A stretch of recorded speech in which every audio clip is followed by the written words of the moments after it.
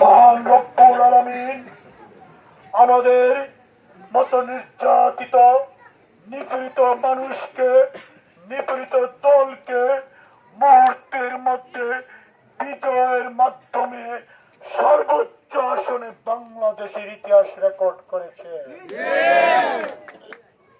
তাহলে মহান রব্বুল আলামিন আমাদেরকে যে সম্মান দিয়েছেন, আর যারা স্বৈরাচার তাদেরকে যে অপমান করেছেন, আমি শুধু আমার দলের নেতা কর্মী এখানে যারা রয়েছেন এই দক্ষিণ পাড়ায় আপনাদের উদাত্ত আহ্বান জানাই, পতন হইতে বেশি সময় লাগে না।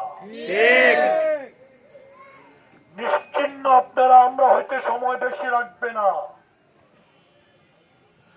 যদি কোন রকমের এই দক্ষিণ পাড়ায় কোন রকমের চাঁদাবাজি করেন, কোন রকমের সিটারি বাটপারি ছিনতাই মাদক এবং কোন রকমের খারাপ কর্মকাণ্ডে এবং যারা বাহিরের লোক ভারী ঘর করে তাদের উপরে কোনো অত্যাচার নির্যাতন করার চেষ্টা করে আমাদের বাঁচিয়ে রাখে, আমার সর্বোচ্চ চেষ্টা আপনাদের বিরুদ্ধে থাকবে। এই দক্ষিণ পাড়ায় বহু বছর ধরে রাজনীতি করি। এইখানে আমার অনেক প্রিয় সংগঠনের নেতৃবৃন্দরা রয়েছেন, আমি নাম বলবো না। তাদের আন্দোলন সংগ্রাম এই রাজপথে প্রচুর রয়েছে, তাদের রক্ত ঘাম অনেক রয়েছে।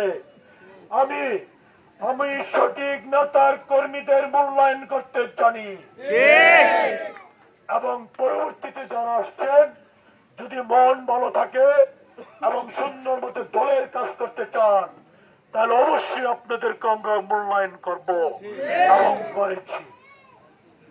যদি কেউ স্বার্থান্বেষী ভাবে দক্ষিণ পাড়ার মানুষকে নির্যাতন করতে চান এবং তাদেরকে বিভিন্ন রকমের হয়রানি করতে চান, মামলা হামলা পুলিশ দিয়ে, আপনারা সাবধান হয়ে যান।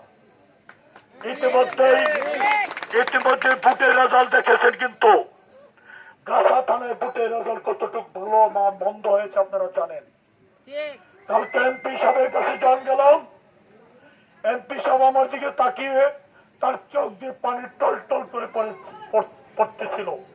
আমি বললাম, ভাই আমরা ইনশাল্লাহ দুই একটাতে একটু প্রবলেম হয়েছে, আর কয়েকটাতে কিন্তু ইনশাল্লাহ ভালো রেজাল্ট নিয়ে আসছি। কারণ আমার যে চাই হয়েছে খালি মানে মুখামুখি অবস্থায় কোনো কথাই বলতে পারে না। তো অতএব আপনাদের কারণে যদি মানুষ কষ্ট পায়, আপনাদের কারণে যদি অত্যাচারিত হয়, ছাড় দেওয়া হবে না। কিন্তু আপনাদের যত বড় নেতাই থাকুক না কেন, আমি বাচ্চা থাকতে ছাড় দেবো না। কিন্তু ধন্যবাদ, আমি আমার বক্তব্য দীর্ঘায়িত করবো না। এই বলে আমি আমার বক্তব্য শেষ করছি। আল্লাহ